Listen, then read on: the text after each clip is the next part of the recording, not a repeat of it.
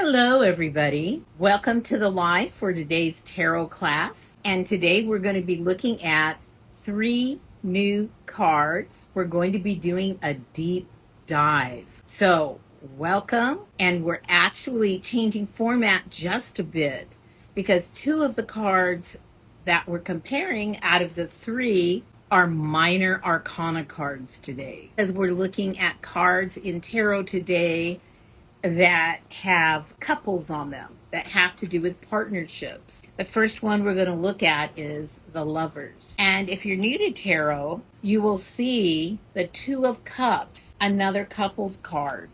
Remarkably, the Four of Wands. We see another couple. So we're going to be looking at what do couple cards mean in the tarot. So we're going to start today with Major Arcana card number 6, the Lovers. This is a card that's a very positive card no matter how it appears in what type of reading. You see a man and you see a woman and you see the angel Raphael. And the angel Raphael is all about healing, overcoming duality, divine love. And you'll see there are 2 trees. Behind the woman is the traditional apple tree, the tree of life. And in this card, it represents temptation, earthly pleasures, just what we had sort of been taught, desires. And the tree behind the man is the tree of knowledge. But here you'll see it's alight with little flames of passion. And so you have this man and you have this woman representing dualities in this card. So on the surface, this card is about romance. It's about love. It's about divine partnership coming together in light of a higher divine purpose and the potential for fertility, for growth with that sun up at the top. But at a very deep level, this card is actually about overcoming dualities, making value-based choices. It's not always about romance. It's not always about somebody finding a romantic partner.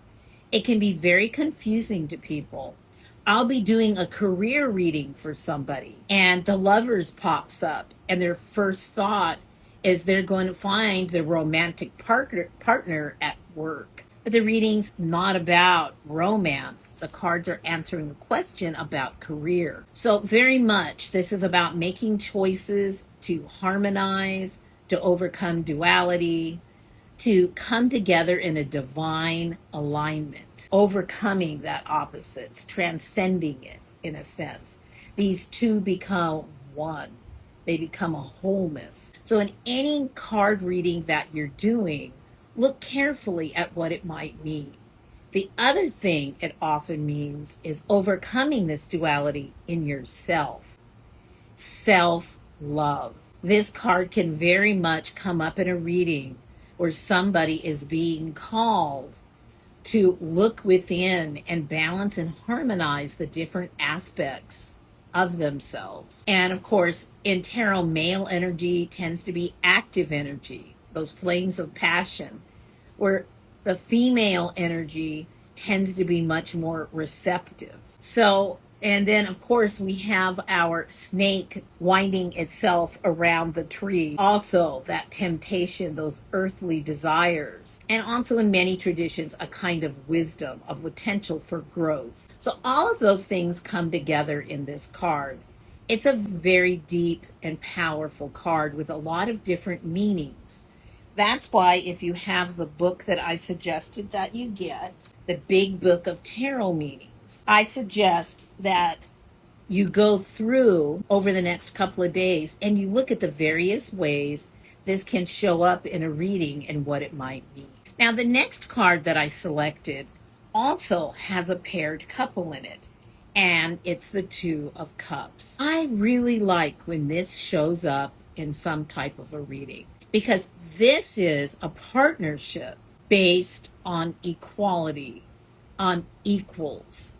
They're standing facing one another, eye to eye. And of course, cups are emotions, relationships, and they are facing one another, holding full cups of all those things. And some people remark that the female figure looks a little bit like the high priestess that we see, and the male figure might look somewhat like the fool, them uniting in a sense, overcoming their dualities, because they're very opposite kinds of energy and figures. And in this picture, you see this winged lion, the winged lion.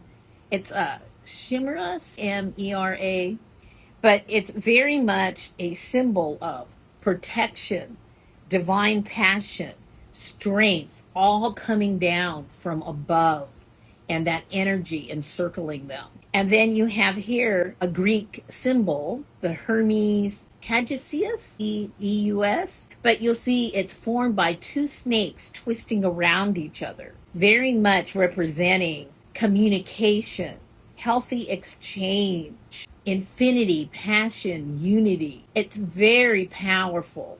The energies that surround this pair of people. It's almost as if they have moved on from this naivete in the beginning, this drawing together in united passion, to this point where now they are becoming truly one. The symbol of healing is between them, of overcoming these differences, of standing eye to eye, equal partners in the relationship.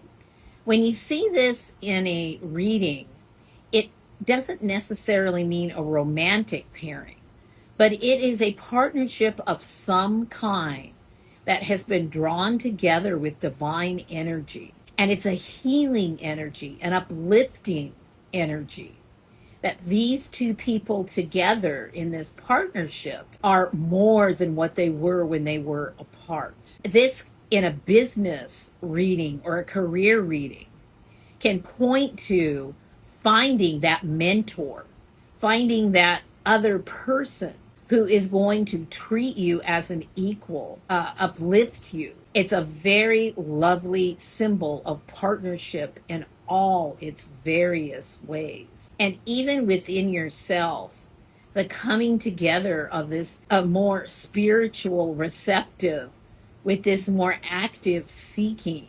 Just very positive card. Now, the last card that I want to bring your attention to that has a similar feel to it is this Four of Wands. And here there's very much a marriage vibe for this couple. The canopy is very similar to the canopy in a Jewish wedding ceremony, and the sky is vibrant yellow, filled with intensity and passion and joy. And this is very representative of a union coming home, in a sense, in the light of its community, celebrating love, partnership, all the divine aspects of coming together to form a union out of disparities. And of course, wands are all about that passion, that thing that drives us, that pulls us. And four is that number of stability. This is solid. This relationship has a solid foundation to it. And it's a relationship that's out in the community. It's a relationship possibly that will start a family of some type. You know, how you view community. It's, in a sense, a wedding, a real coming together, the two becoming one once again. So, very powerful, the three different looks at what it means to come together, female and male, in partnership in the tarot. You will see other cards featuring male and female, of course, in the tarot. But I really think these three cards come together to tell a story. So again, it's tempting to always look at the Lover's card as a relationship. Often it is. However, it's about so much more. I have mentioned I have a free learning tarot book that you can download an ebook on my website, grannymagic.com. And I also have a very simple tarot journal. You can download that book and you can print those pages out to make your own little tarot book as you learn and you work with the cards. So I also hope that you are beginning to pull cards if you haven't done that before. Also, I refer to grannymagic.com. There's a free ebook, A Beginner's Start to Tarot. I forget exactly the name of it. It has cheat sheets in it, keywords, and they're very helpful when you're learning tarot. Then you can go ahead, if you pull that book, pull also the ebook that's free, the Tarot Journal, because it has pages you can download and make notes in. The cards I pulled last didn't have major cards. Should I pull more to get clarification? How many cards did you pull and not get major arcana? Because I've done major readings, Celtic cross readings with 10 cards, and had them almost all be minor arcana. The minor arcana are simply a response that the energy around the question that you asked is caught up in minutia in some way. There's little things around that question that need to be resolved in the mundane, ordinary life of things. Because your major arcana, I call them your patios in life. They're the big stops. The minor arcana I often refer to as the stepping stones between the patios. They're what's happening in the day-to-day life around the major energy that's at play. So if you get a reading with a lot of minor arcana, that person or yourself, you're dealing with a lot of minutia right now. There's a lot going on in the mundane, in your daily life that needs to be looked at and resolved. Those can be stepping stones, they can be slight blockages, but right now you're dealing with everyday stuff. And that's okay. We're human. But it doesn't help you look into the future as much. Major arcana cards, they're that defining energy. When somebody has a reading with lots of major arcana cards, especially when I do a large reading like a Celtic cross, okay, I know things are really moving in their life. A lot of major issues are being worked out. There's a lot of different energies at play. That's can be a good thing. Things are happening fast, change is coming. On the other hand, in some ways that can be overwhelming. It can feel like too much, too soon, too fast, without resolving some of the little things. As far as pulling cards for clarification, for newbies, what that means is sometimes we're just not really sure. Energy doesn't feel like it's communicating itself clearly with the cards that we've pulled. And there's always a temptation to pull a couple more cards to see if that helps us understand what's being presented to us. But there is a beware there, because it can be very easy to begin pulling clarifying cards until you get an answer that you're looking for, when actually the cards were saying what they were saying and you just needed to go deeper into those cards. Let them resonate with you for a while, perhaps. Or if you're a spirit-led tarot card reader, and if you do what I do and you call spirit in the beginning, spirit will either suggest you pull an extra card or it won't. A lot of people who have paid readings from me know sometimes there are extra cards because spirit told me to pull 2 cards for something. And the way I tend to clarify beyond that is my pendulum. We talked about pendulums briefly in the last live, how well they mesh with tarot. Because if you've invited higher energies, spirit guides, ancestors, angels into your tarot card reading, okay, you're getting some kind of divine guidance. And using your pendulum can help you ask, is this what I am to understand? Is this the kind of energy? Do I need to muse on this more deeply? Can I pull another card and you tell me if I'm getting the right energy from this reading? And, the pendulum will tell you if you should pull another card or not. And when you pull that card, you can say, in this career reading, I've got this lover's card. Does this indicate that I should be looking for a partner? Does this indicate that I should be looking for a mentor? You can ask the different questions. Or does this mean within myself, for this job, I'm being called to look deep inside and to reconcile some differences that I've had within my own self, and what would that mean? And then you might pull another card for that. I mean, I keep my tarot cards and my pendulum in the same little bag and in my pillowcase at night when I go to sleep. I have them both with me. But if you haven't worked with the pendulum and you would like to get started, if you send me a DM, ask me for some links to pendulum learning, because what I have are some links to some excellent articles on how to get started using a pendulum. So I can send you those links. If people are enthusiastic about having a pendulum class, I can try to do it in a live, just a short live. And then maybe what I could do is come up with some type of Zoom class that's really inexpensive. The pendulum, because each tarot card is a pocket of energy. It's a pocket of energy, and that energy exists out there. Astrology, and you'll notice my 3-card readings for the week often mesh nicely with what astrologers are saying the energy is. There's energy out there, and there's different ways to, in a sense, this is not quite the right way to say it. You don't really section it off or partition it off, but there's perspectives from which we view that energy and we interact with it.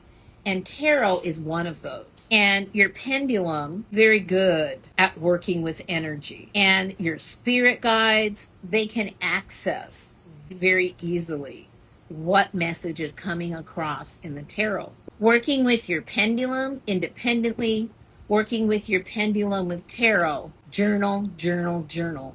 And have it be a separate journal from other kinds of journaling that you do. Dedicate it to your divination work. There's so many things that you can put.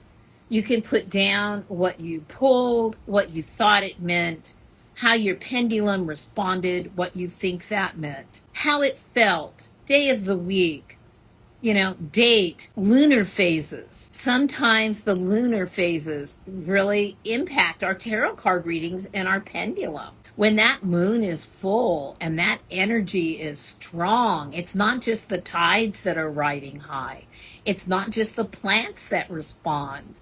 When we pull our tarot, sometimes we get our strongest readings around the time of the full moon.